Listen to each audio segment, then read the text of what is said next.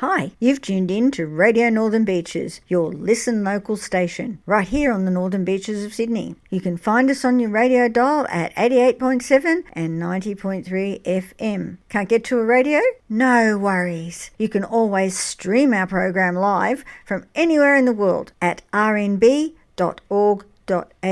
And for listening on your own schedule, our podcasts are available globally at rnbpodcast.com.au.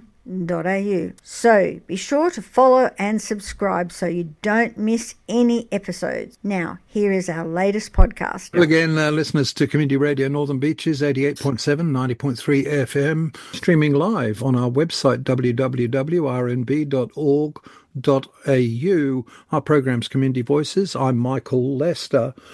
Our subject for today is council rate. We're pleased to be able to welcome to discuss this the Mayor of Northern Beaches Council, Sue Heins.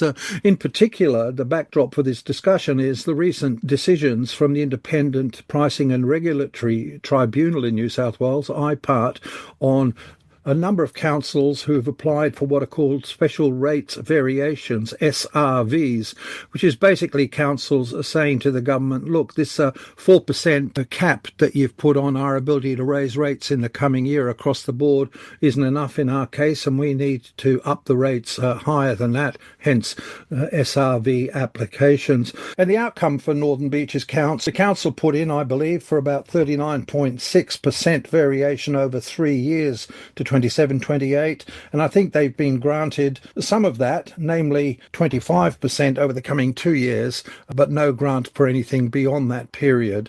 Thanks very much for joining us, Sue Heins, Mayor of Northern Beaches Council.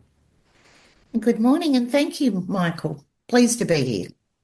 Sue, this decision that's come out, does it come as a surprise to you? Yeah, great question. Was it a surprise? I think everyone was just kind of nail-biting, wondering what the decision was going to be. I'd also probably say there's a real mixture of emotions about it because we absolutely know we've got a big backlog of assets and infrastructure we need to repair and renew. Roads, footpaths, stormwaters. That's a big tune for us. But anyway, it's given us enough to give us a really good financial stability moving forward, knowing that we can repair those things. The reality of it is that no councillor on any council wants to really take a rate rise to their community, but there's a point of which we know we have to be financially sustainable and make sure that future years are covered. And it would have been irresponsible, I think, of council to just ignore the challenges that were coming up before us. So the high costs of things like our materials for natural disasters, we have on average at least 2 a year. So we were also planning to put a little bit of money aside for those to cover, because even with natural disasters, even if you're declared a natural disaster area, you don't normally get that money back until about 3 or 4 years later, if you're lucky, which means that you're constantly like a credit card putting out and waiting for money to come back. And because the costs of everything keeps increasing, by the time you get the money back, it's not worth the value of what you spent it. So yes, the 2 years is really good. It's just going to mean that we're going to have to rejig the budget, and that discussion is still to come at the moment about what's in and what's out and how we're going to manage that moving forward. In terms of the overall outcome from this round of IPART, but as I mentioned, I think they had 6 councils seeking SRVs, and there was a range of outcomes here. I think a number of the regional councils, I think, managed to get approvals for their SRV applications. But it was notable that in one case, which is North Sydney Council, which was looking for 87% over 2 years, got absolutely zero. So that kind of makes the Northern Beaches Council outcome look a reasonable outcome, I guess, compared to what's happened more broadly. And I believe that generally the view was that Northern Beaches Council had satisfied, 5 out of 6 of the main criteria for approval. Absolutely. Yes, I'm certainly very aware of what happened with North Sydney. And in the IPART report, it does say that the council showed that we do have a problem and that that's emerging and certainly going to continue, which is why they gave us the 2 years. And they've also acknowledged the savings that we've done in the past and what we've also anticipated in savings moving forward, which is about $6 million. So they can see that we're doing as much as we possibly can. We did certainly comply with everything that they asked for. What I do find a bit odd is the last time that North Sydney applied for IPART, they were advised to increase their minimum rate because they pay virtually the lowest rates in New South Wales, their residents. So this time they also applied for an increase of their minimum rates and were declined on that as well. Well, I believe that is one of the criteria about a judgment about, if you like, the impact on and the capability of the socio-demographics of the particular council, to cope with this thing. And I guess particularly that's relevant at a time of so-called cost of living crisis. And in that respect, as you say, it was a little strange that the very fact that North Sydney Council had such just about the lowest rates around, and that these increases were off a very low base in a very affluent socioeconomic area like the Beaches in many ways, that they didn't let that one through, but did, say, for the council and others. You're right. It just doesn't really make that much sense, I suppose, in that regards. But now, I believe that in giving you this approval for your rates increase over 2 years rather than 25%, that you have a certain flexibility in how you apply that and when you apply it, up to 10 years flexibility when you apply it. Have you made any considerations or judgments yet about whether you'll be going for the 25% over 2 years or something different? no, we haven't had those discussions yet because we really need to work out and see what a recommendation from staff is and then have our own discussion on top of that. From our own strategic weekend away, it was absolutely clear that the number one thing we all were in unison about was that roads needed desperately to be repaired. The irony isn't left on me that all this wet weather, of course, is creating even more potholes appearing left, right, and centre. And it's something that I think people don't always understand. Councils used to be able to rely on a certain amount of money coming in. You may remember the signs on the roads as you travelled around that, building better roads, roads to recovery signs. Those were all part of a multi-year grant, if you like, that councils were given. Those programs are really over now. So there is a little bit of money that comes in, but of course the cost of actually rebuilding and repairing has gone up. The added issue is if you try to repair in wet weather, it's not going to last long because, yes, to permanently repair a road, you need an absolutely dry road base underneath the asphalt. And of course, with all the wet weather, everything's wet. So whatever gets put down is only going to be temporary. But there's the case of knowing full well that people are complaining about tyres being blown and all of that. So yes, it's a constant maintenance that needs to be done, and being able to be given a decent amount of money to get quite a few of those kilometres of roads done would make a huge difference for us. Well, hasn't even the Parkway, for example, already been flooded just in the last few days again? Yes, yes. Yes, I will admit that I did drive down there and then had ignored the sign and then went, oops, and then, yes, turned right and went a different way. But yeah, that's kind of, that's a part of the road system here. So isn't there a commitment, or have I got it wrong now, from the government to actually fund the upgrade of the Parkway, or have I got that wrong? no, you've got that right. There's a couple of areas along the Parkway, some council and Transport for New South Wales were going to do together, but Transport for New South Wales then decided that they would take over one section and have council do another, and that's progressing. In giving this approval for 2 years, 25% up to, there are some conditions imposed, aren't there, in the IPART decision? In particular, seem very concerned to ensure that this extra money, as they see it, that they've approved, is going to be audited properly and reported properly, so they can see just how this extra money, the margin that they're giving you, has been spent, and also how at the end of the day what you do spend it on differs from what you say you need it for. But they're also very concerned to want to see more productivity and cost cuttings demonstrated over this period. That to me is a fairly standard condition. It makes sense that if you're giving money that you definitely want to see it spent where you say it is, in addition to obviously saying, here's the money where we say we're going to spend it, here's where we spent it, is that we will also let the public know that this is brought to you by your SRV. So expect to see some signs, especially around roads and footpaths and that kind of thing, because I think community understanding of how their council works is really challenging because we're all so busy in our lives, with our families, with outside activities, that you really don't think about council, and you shouldn't really, it just all happens.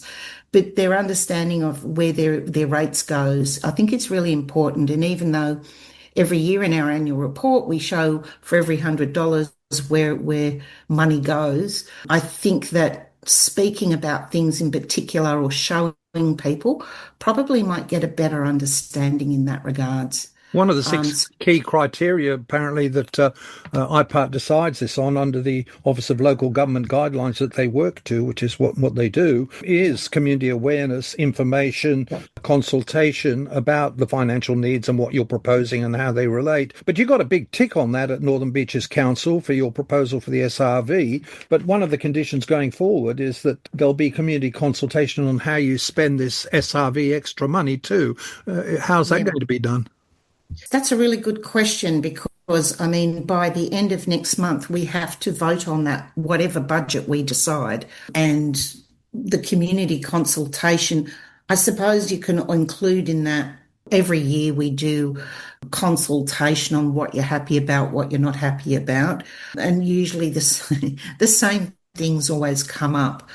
So we've got a very vast history on what the community expectations are. And I don't really see that changing because we've just put out community strategic plan, and those kinds of things always goes back to the community because it's their plan to show what they want and what they want to see improved and what they'd like to see less of.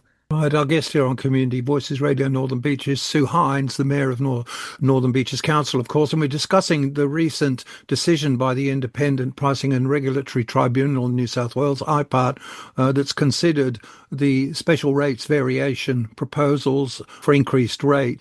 Northern Beaches Council has scored very, very well on these 6 specified criteria, including one we've just been discussing about community awareness, but it is marked down and is the basis, apparently, for not accepting your full request for SRV, and that is on the financial need criterion, which is the number one. And I think they make the comment that you haven't demonstrated a need to accrue surplus funds during the first 2 years. Now, I'm not sure I understand this. So what is the nature of the score down you've got on your financial need demonstration? That was in regards to year 3. So the first 2 years is very similar to what we actually applied for, which was to concentrate on backlog of renewing infrastructure and assets. And the third year was basically trying to put money to one side for our big projects that we know are going to need help. So things like the Warringah Aquatic Centre, putting money to one side for like Manly Surf Life Saving. We've got a couple of surf clubs that are in dire need of major rebuilds. So yes, it's basically the big projects that's what they're saying at the moment, that we haven't shown a need and haven't been, I suppose, clear enough Another way, though, is what we're hearing is they're trying to say now that they think councils should apply for specific projects, which I'm still trying to get my head around. What does that mean? Does that mean that for every single project we need to apply IPART and say we need money for the aquatic centre, we need money for a surf club, or can we bundle it together? Because it just feels like you're going to be going cap in hand back every year or two, which doesn't feel like that's the right way of doing it either. Well, of course, the whole process involved for councils generally across the state in applying to IPART and for the SRVs is a very heavily onerous, time-consuming and whatever process. It's quite a bureaucratic process that I think a lot of people are complaining about. It certainly is. And it's not cheap to apply to IPART either. So you don't make that decision lightly to go to IPART because of the amount of bureaucratic requirements to actually put that application in. This thing about, though, accruing surpluses, I understand, but I may not be right, that a feature of council budgeting, and it seems of yours, is that councils do actually operate with a surplus account of money of different sizes, and they make investments and whatever out of that. Is this position of IPART on your proposals about accruing a surplus for the third year, is there some point of principle involved here that they're trying to play on about building up surpluses for the future? Possibly. I don't really know what they're thinking because our surpluses, and I don't know who calls what a surplus. It's very easy to go, listen, they've got this much money sitting in the bank. And, so much of what we have is already allocated to projects or might be grants that, are being rolled over a couple of years because it might take us 3 years to deliver it. So a lot of that money is already tied to specific items and projects. But yes, I mean, how we end up with a surplus is hopefully if something comes in under budget, that means we've then got more money in that particular area that we can then spend on something else. And that's how we get a lot of other things done. It just becomes quite, I suppose, challenging because, as you know, every financial year there's different knocks on investments. So we just moved and voted to move some money across. For example, Kimbrickie has a fund in Kimbrickie, for those that don't know, is our local tip and resource centre that council owns probably about 96% of, but it is run by a separate entity and they have to put money to one side and accumulate for the eventual end of that asset and be able to remediate it. It was deemed that if their money was put across into our funds, we can actually get better interest rates on that for them. So that again will now boost our to the books. It'll boost it by $20 million, but in reality, we can't spend a cent of that. We've just got to try and make sure that we're getting a good interest rate in the time that it will take.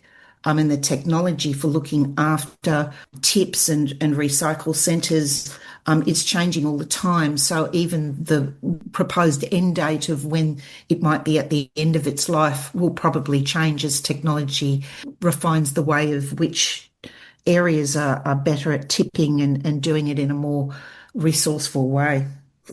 As I mentioned before, one of the 6 criteria, a particularly important one in some respects, is for councils to demonstrate in support of their applications for increased rates, productivity improvements and cost cutting. And you got a tick for that with the Northern Beaches Council. But it's also a condition, as we've just discussed, for this extra SRV money. What's the challenge in actually realising, on the one hand, productivity improvements and on the other, cost cutting? Yeah, that's a great question. And that's the great big balance that all councils do all the time, and I think our council does extremely well. Cost cutting, we have been since December voting on things that are being cut. We're very careful about services though, because a lot of the services we provide, we know the community absolutely love. When some areas have a service review done on them. And this is something that we do at council as well, is we'll do a service review on a particular area. Could be use of credit cards, it could be roads, it could be all kinds of things. When a service review is done, it's done from a very top down and also bottom up way of looking at what could be done differently. Normally every service review does come back with ways to cost, and then we vote on those when that comes to council. Or it can be something just done in the general operations of the organisation as well. How big the change is. But yes, I mean, I suppose I'm trying to say is that we are constantly reviewing and constantly looking at ways. I know something that gets brought up at the moment is that we're taking over the northern side of Northern Beaches surf life saving. We've been doing it for 2/3 of our beaches, but the northern end of the area was under a contract with Australian, or they were called ALS, Australian Life Saving. So they were contracted and paid to do that. We did a bit of a review and it turns out that it would cost us about the same, but it would give us generally a better use of the lifeguard services if we had lifeguards all across the Northern Beaches coming under one organisation rather than two. And obviously we had also thought about using ALS to take over all the life saving across the Northern Beaches, but it was deemed it would be better value because as life saving is also now seen as a emergency service almost in what they do, it also means that we can use those lifeguards to really be help if there's other issues or other areas that need help in that emergency services kind of role. IPART, as the name says, is an independent agency that's supposed to look at numbers objectively and in a quantitative and analytical sense, but clearly it's placing a lot of emphasis on further cost cutting. And it's interesting to note that, of course, the Minister for Local Government currently is on the public record with general statements along the lines of that he thinks there's a scope for councils to be cutting costs even further. Against that background, the New South Wales Auditor General has just issued a financial performance report for 130 or so councils across New South Wales. The bottom line of which, from the Auditor General's point of view, is that he observes there's a significant and growing concerns about the financial sustainability of New South Wales councils. And he's got three key financial indicators that suggest that this is the case. I just want to ask you briefly about them from a Northern Beaches Council point of view. I think the first thing he says that a large number of councils have insufficient cash and reserves and investments on hand to meet 3 months of expenses. We're okay in that regard. So we have those indicators up in our financials every single month, and that's something that we watch for. It always surprises me how different all the councils run, even though we come under the same set of rules. And I suppose that comes out of different experience and skill sets that are at every council.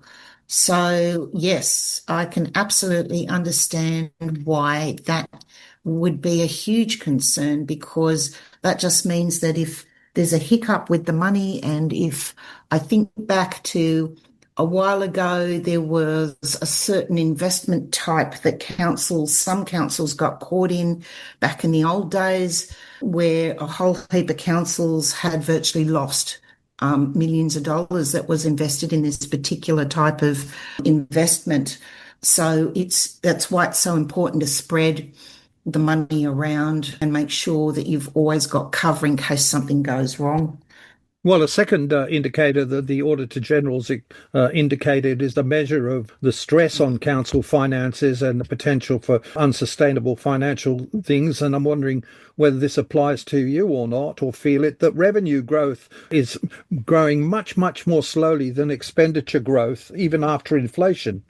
Yep. And I think that's just a general all around challenge that all the councils are dealing with at the moment, which is why you try and, like I said, you try and spread your investments around to make sure that you've got good spread. And of course, you also have to have a policy on how those investments are done and whether they're AAA or 2A or how much risk is a council willing to take. And each council, as I said, is very different from each other. The third dimension the Auditor General's flagged in his review of council financial performance this past year and the signs that he sees of a systemic problem and concerns about financial sustainability is, of course, a break-even measure, and apparently a very significant number of councils, 40% or more, according to the Auditor General for 2023 and 24, did not break even. And has that applied, or does it look like applying to Northern Beaches Council? We're already slightly in the red now, which is why we're kind of breathing a relief because there's just so much income that you can create. And even though I think, in all honesty, some of our assets need to become more income producing down the track in various ways, and whether that means creating something that people have to pay to use. We have a user pays system here for things like our sporting fields and that kind of thing. But for everyone, it'll be something different. So, yes, I can see why, absolutely agree with the outcome of that. There's a reason, and that we all asked for the Auditor General. I mean, the New South Wales councils were 100% please have a look here. We're all in the same boat.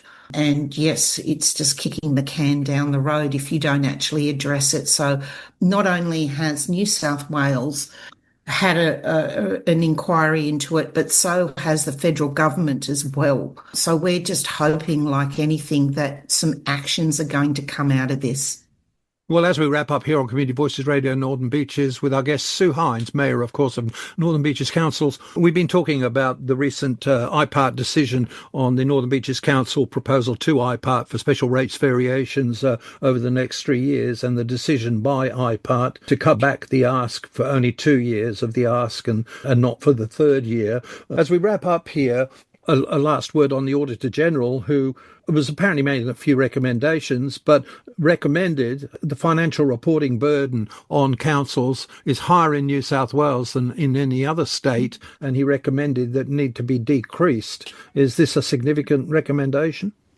Yeah, that's interesting, isn't it? I think it is. There is a hell of a lot of oversight on how councils spend their money and a lot of reporting, as there should be. But as I mentioned earlier, we're just so different from each other. For the rural and regional councils that don't have the same body of skill sets there, it's a lot of resources spent on reporting something and keeping up with something that really is taking away from their ability to actually run their councils better. So it is a challenge. I really do welcome what the recommendations are. I don't know if there's a single answer that would help everybody because we are so different from each other. Now, if people honestly believe that, there is so much oversight, but there really is. You've referred to the fact that New South Wales Parliament Committee has brought down a report analysing and making recommendations about lack of financial sustainability going forward, and they made a whole swath of recommendations. I don't know what you think about those recommendations and whether you think they go to the heart of the matter. What has been the political response, if any, to these recommendations? Great question. How could I word it? I would say that everyone's looked at it and probably thought that someone else can deal with it. I don't know if anyone's got the appetite to actually do something about it. And that is a major concern because I think everyone was hoping that the inquiries would come out with a single answer that would fix everything. And local government is just so complicated with so many reports and frameworks that they've got to work within that are imposed on them from state and federal, that it is really different from any other thing you can work within. So we all welcome the recommendations, and I'm sure at our next local government conference, when all of the councils get together, we will be talking about this. But yes, there's kind of a stony silence there at the moment. Well, on that sobering note, we're out of time here in Community Voices Radio Northern Beaches with Sue Heins, Mayor of Northern Beaches Council. We've been talking about the central issue of rates increases, and against the background of the systemic problems that face New South Wales councils in not being able to achieve financial sustainability. Thanks, Sue, for joining us. No problem. Thank you, Michael. Australia, the lucky country. We've got meat pies. We've got the world's best beer. But most importantly, top of the list, we've got Radio Northern Beaches 88.7, 90.3. Now hitting the entire world on www.rmb.org.au.